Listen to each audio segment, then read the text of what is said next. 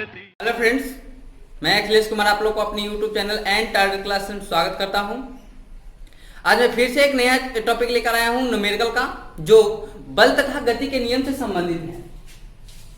सबसे पहले न्यूमेरिकल बनाने से पहले फॉर्मूला के बारे में हम लोग जान लेते हैं। इसमें एक नंबर में फॉर्मूला हमारा F बराबर ma। F बराबर ma, इस फॉर्मूला का उपयोग हम कब करेंगे? तो जब क्वेश्चन में किसी वस्तु का द्रव्यमान m और त्वरण a दिया हो, तब हम इस फॉर्मूला का उपयोग करेंगे, जहां F बराबर बल हो जाता है, m बराबर द्रव्यमान हो जाता है और a बराबर त्वरण हो जाता है। अब त्वरण, जब भी बल का SI मात्रक पूछा जाएगा तो बल का SI मात्रक न्यूटन होता है, जिसे हम 1 न्यूटन बराबर 1 केजी मीटर प्रति सेकंड स्क्वायर भी लिख सकते हैं। ये कैसे आता है ध्यान दीजिएगा।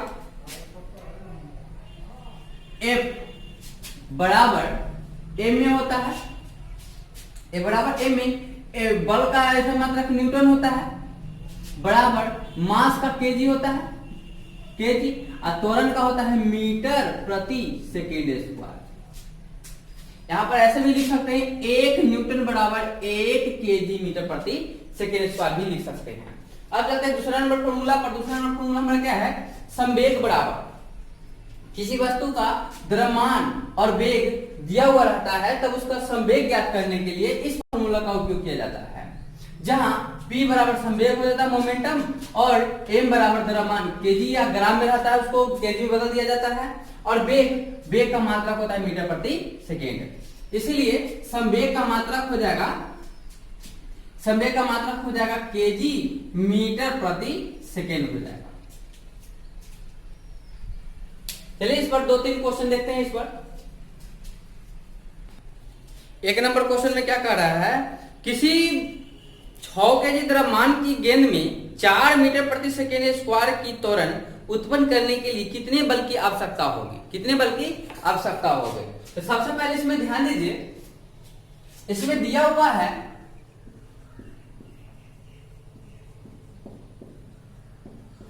सबसे पहले मैं बेसिक मेथड से चलता हूं, उसके बाद एक यहां पर ध्यान दीजिए, दिया हुआ क्या है? द्रव्यमान। वस्तु का द्रव्यमान कितना दिया हुआ है? द्रव्यमान यानी कि m बराबर 6 केजी, और उसमें त्वरण कितना लग रहा है? तो उसमें जो है त्वरण यानी a का मान दे दिया है, त्वरण a का मान दे दिया है 4 मीटर प्रति सेकेंड स्क्वायर दिया हुआ है।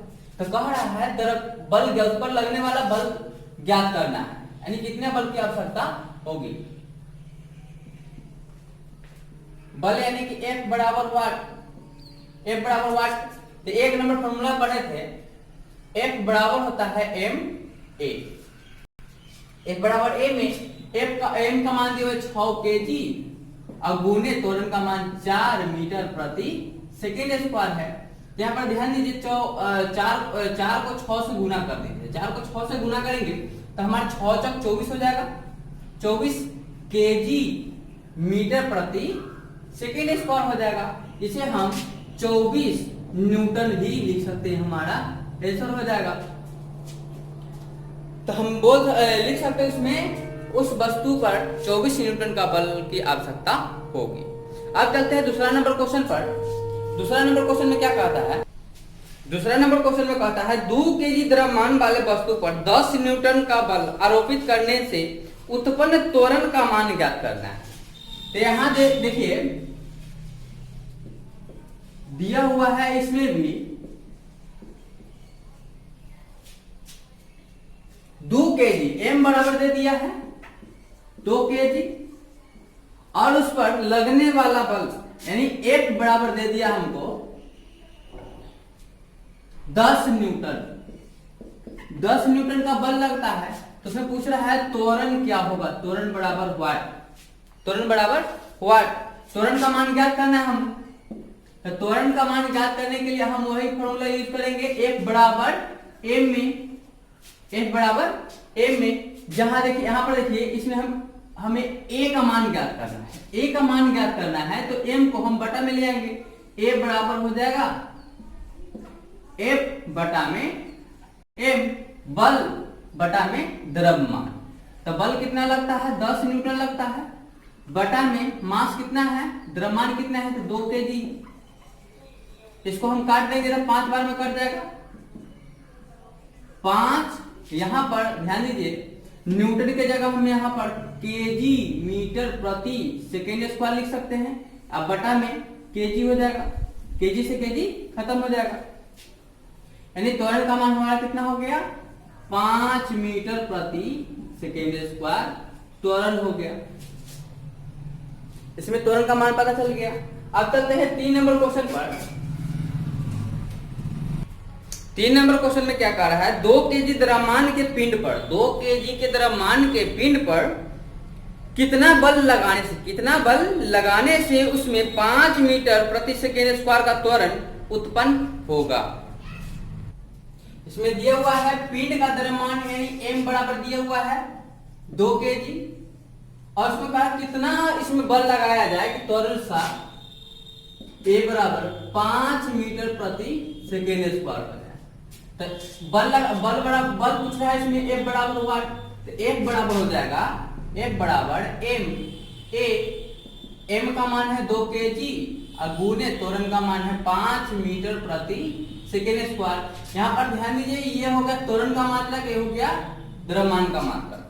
अब ये दोनों को गुना कर दीजिए, 5 दूना 10 हो जाएगा, 5 दूना 10 केजी मीटर प्रति सेकेंड स्क्वायर। ये जो हो गया बल का मात्रक हो गया, इतना बराबर हम न्यूटन लिख सकते हैं। तो यहाँ पर 10 इतना केजी मीटर प्रति सेकेंड स्क्वायर के स्थान पर न्यूटन हम लिख सकते हैं। तो यहाँ पर 10 न्यूटन की आवश्यकता होगी। अब चलते हैं 4 नंबर क्वेश्चन पर। 4 नंबर क्वेश्चन में कहता है, किसमें अधिक बल की आवश्यकता होगी, किसमें अधिक बल की आवश्यकता होगी, 2 केजी द्रव्यमान वाले किसी वस्तु में 5 मीटर प्रति सेकेंड स्क्वायर का त्वरण उत्पन्न करने में, या 4 केजी द्रव्यमान वाली वस्तु में 2 मीटर प्रति सेकेंड स्क्वायर त्वरण उत्पन्न करने में। यहां पर ध्यान दीजिए, बहुत हल्का क्वेश्चन है। इसमें तुलना करने के लिए बोल रहा है, इसमें तुलना करने के लिए बोला जा रहा है, यानी कि पहला मास दे दिया है, पहला वस्तु का मास दे दिया, इसको हम m1 से सूचित किए हैं। m1 बराबर दे दिया है 2 केजी और इसका त्वरण a1 से सूचित किया है, इसका मान दे दिया है 5 मीटर प्रति सेकेंड स्क्वायर। ऐसे हम इसमें कितना बल की आवश्यकता होगी, तो हम F1 इसे हम इंडिकेट कर दिए। तो F1 बराबर हम ज्ञात कर लेते हैं, ma होता है, m1 a1 हो जाएगा 2 गुने 5 केजी, 2 केजी गुने 5 मीटर प्रति सेकेंड स्क्वायर हो जाएगा। 5 गुना 10 केजी मीटर प्रति सेकेंड स्क्वायर, यानी 10 न्यूटन बल लगेगा इसमें। अब पुनः चलते हैं और दूसरा वस्तु का द्रव्यमान m दे दिया है 4 केजी तथा यानी m2 और त्वरण a2 बराबर दे दिया है 2 मीटर प्रति सेकेंड स्क्वायर, 2 मीटर प्रति सेकेंड स्क्वायर। तो F2 बराबर व्हाट, अब दोनों का मान ज्ञात कर लेते हैं। अब F2 बराबर हो जाएगा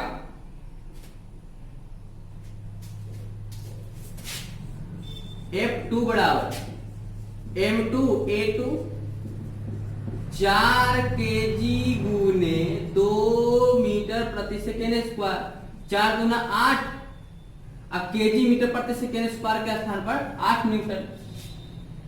यहाँ पर ध्यान दीजिए, दोनों में तुलना कीजिए, यहाँ 10 न्यूटन का बल लग रहा है, यहाँ पर 8 न्यूटन का बल लग रहा है।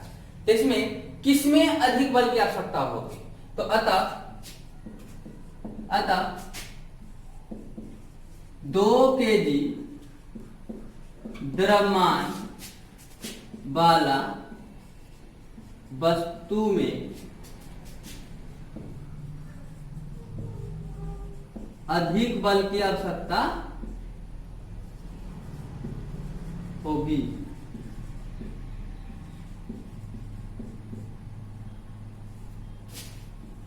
आवश्यकता होगी, हमारा आंसर हो गया। अब चलते हैं 5 नंबर क्वेश्चन पर। ये रहा 5 नंबर क्वेश्चन। 5 नंबर क्वेश्चन बनाने से पहले उसके फॉर्मूला के बारे में जान लेते हैं। यहां पर ध्यान दीजिए, जब प्रश्न में प्रारंभिक वेग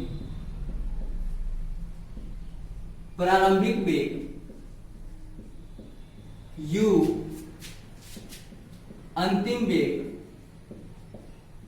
अंतिम वेग v,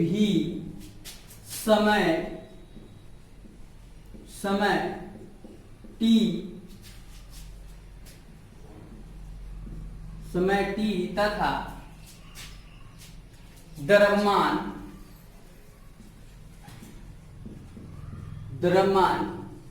m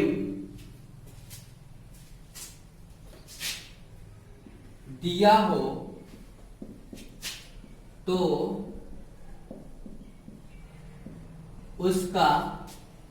उसमें लगने वाला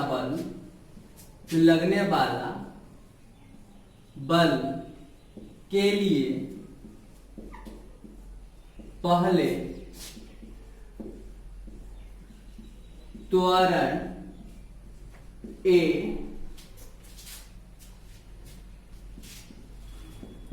ज्ञात करेंगे। उसके बाद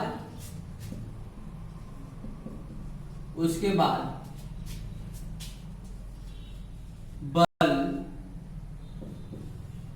ज्ञात करेंगे। ये हो गया। जब 5 नंबर क्वेश्चन में दिया हुआ है, किसी 5 नंबर क्वेश्चन में दिया हुआ है एक कार 108 किलोमीटर प्रति घंटा की चाल से गति कर रही है, यानी प्रारंभिक वेग उसका u बराबर दिया हुआ है 108 किलोमीटर प्रति घंटा। इसे हम मीटर प्रति सेकेंड में बदल देते हैं, तो 108 गुने 5/18 से गुना करेंगे तो ये हमारा मीटर प्रति सेकेंड में बदल जाएगा। 18 6 का 108 हो जाता है, 6 5 30 मीटर प्रति सेकेंड हो गया। अब दिया हुआ है इसमें, और ब्रेक लगाने के 4 सेकेंड बाद, यानी समय इसमें दे दिया, समय दे दिया है 4 सेकेंड। 4 सेकेंड बाद रुक जाती है गाड़ी, रुक जाती है तो उसका अंतिम वेग 0 हो जाएगा, v बराबर 0 मीटर प्रति सेकेंड हो जाएगा। लगाने पर कार पर ब्रेक लगाए जाने के बाद लगने वाला बल की गणना करें, यानी F बराबर ज्ञात करना है। जबकि कार सहित यात्रियों का कुल द्रव्यमान 1000 केजी है, 1000 केजी है।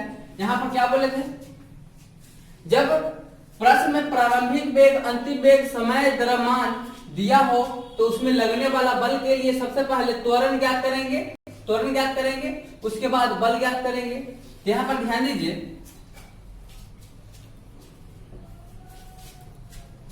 प्रारंभिक वेग दिया हुआ है, समय दिया हुआ है, अंतिम वेग दिया हुआ है, मास दिया हुआ है। हमें F ज्ञात करने के लिए, बल ज्ञात करने के लिए M और A की आवश्यकता होगी। M दिया हुआ है और त्वरण ज्ञात करना है, M दिया हुआ है और त्वरण ज्ञात करना है। तो त्वरण सबसे पहले ज्ञात करते हैं, तो A बराबर होता है V माइनस U बटा में T हो जाता है। V का मान 0 है, 0 माइनस U का मान 30 मीटर प्रति सेकेंड है, 30 मीटर प्रति सेकेंड है। अब बटा में कितना समय लगता है, तो 4 सेकेंड लगता है। तो इसको हम घटा लेते तो -30 मीटर। जब हम v में से u को घटाएंगे या t से भाग देंगे तो 0 मीटर प्रति सेकेंड अंतिम वेग था इसका, प्रारंभिक वेग 30 मीटर प्रति सेकेंड था और समय 4 सेकेंड दिया हुआ था। तो इसमें से घटाएंगे तो माइनस में 30 बटा में आ जाएगा 4 मीटर प्रति सेकेंड स्क्वायर हो जाएगा। जब इसे काटेंगे तो हमारा 7.5 मीटर प्रति सेकेंड स्क्वायर हो जाएगा, यानी माइनस में 7.5 मीटर प्रति सेकेंड स्क्वायर। त्वरण में मंदन हो रहा है, एक समय ऐसा आएगा जो गाड़ी जाकर रुक जाएगी, रुकी हुई है, नहीं तुरंत उसका ऋणात्मक हो रहा है।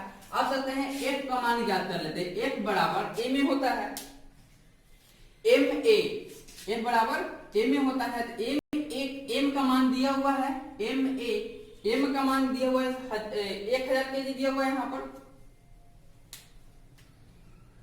एम बराबर यहाँ देखिए एम बराबर दिया हुआ है, ए का मान अभी हम ज्ञात किए हैं, यहाँ पर ज्ञात किए हैं। इसमें रख देते हैं एम का मान है 1000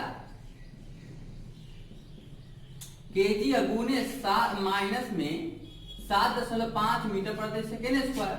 यहाँ पर दशमलव हटाएंगे तो यहाँ पर 0 बैठ जाएगा, 0 से 0 कट जाएगा, यानी 7500 माइनस में 7500 केजी मीटर प्रति सेकेंड स्क्वायर हो जाएगा।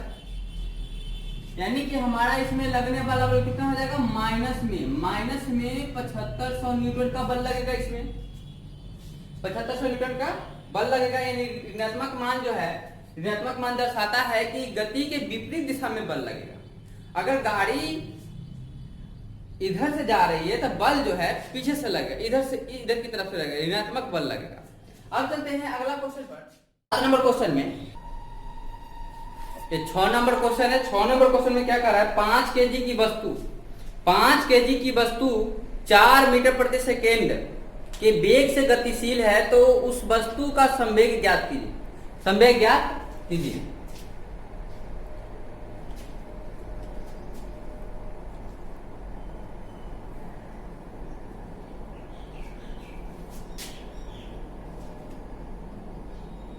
इसमें दिया हुआ है m बराबर कितना केजी का वस्तु है, तो 5 केजी द्रव्यमान का कोई वस्तु है, यानी द्रव्यमान इसका दे दिया है 5 केजी, इसका वेग दे दिया है 4 मीटर प्रति सेकेंड, 4 मीटर प्रति सेकेंड दिया हुआ है।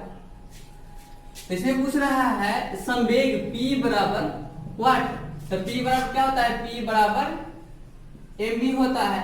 m का मान है 5 केजी अगुने v का मान है 4 मीटर प्रति सेकेंड। इसको दोनों को गुणा कर दीजिए, 5 चौक 20 हो जाएगा, 5 चौक 20 केजी मीटर प्रति सेकेंड इसका आंसर हो जाएगा।